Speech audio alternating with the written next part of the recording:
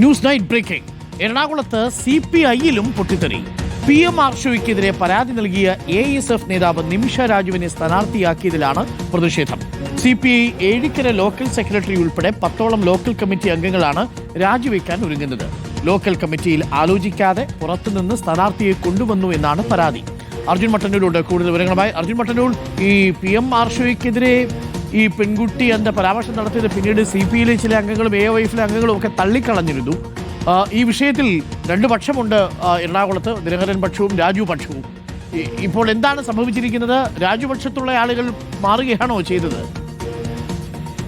Doctor Arunkumar, കഴിഞ്ഞ കുറച്ചു കാലമായി എറണാകുളം CPI-യിൽ വിഭാഗീയത രൂക്ഷമാണ്. ഇതിന്റെ ഭാഗമായി പറവൂർ മേഖലയിൽ നിന്ന് നേതാക്കളും പ്രവർത്തകരും അടക്കം ഏതാണ്ട് 100ഓളം പേർ CPI-യിൽ നിന്ന് രാജിവെച്ച് CPM-ലേക്ക് ചേരുകയും ചെയ്തിരുന്നു. ഇതിന്റെ തുടർച്ച കൂടിയാണ് ഇപ്പോഴുണ്ടായിരിക്കുന്ന പ്രശ്നങ്ങൾ. പറവൂർ ബ്ലോക്ക് പഞ്ചായത്തിലേക്ക് കെടാമംഗലം ഡിവിഷനിൽ നിമിഷ രാജുവിനെ സ്ഥാനാർത്ഥിയാക്കിയതാണ് ഇപ്പോഴുണ്ടായിരിക്കുന്ന പ്രശ്നങ്ങളുടെ ആധാരം. പ്രാദേശിക നേതാക്കളോട് ആലോചിക്കാതെ നിമിഷ രാജുവിനെ സ്ഥാനാർത്ഥിയാക്കി എന്നതാണ് പ്രധാനപ്പെട്ട ആരോപണം. ഇതിൽ പ്രതിഷേധിച്ചുകൊണ്ടാണ് ഏഴിക്കര ലോക്കൽ സെക്രട്ടറി അടക്കമുള്ളവർ ഇപ്പോൾ രാജിവെക്കാൻ ഒരുങ്ങുന്നത്. ഈ പ്രശ്നം പരിഹരിക്കാൻ വേണ്ടി നേതാക്കൾ ഇടപെട്ടുകൊണ്ട് ഇപ്പോൾ ചർച്ചകൾ പുരോഗമിക്കുന്നുണ്ട്.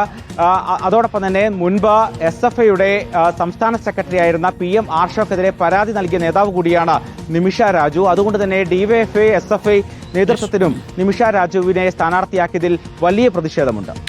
Thank you. അങ്ങനെ എറണാകുളത്തും CPI-യിൽ പൊട്ടിത്തെറി.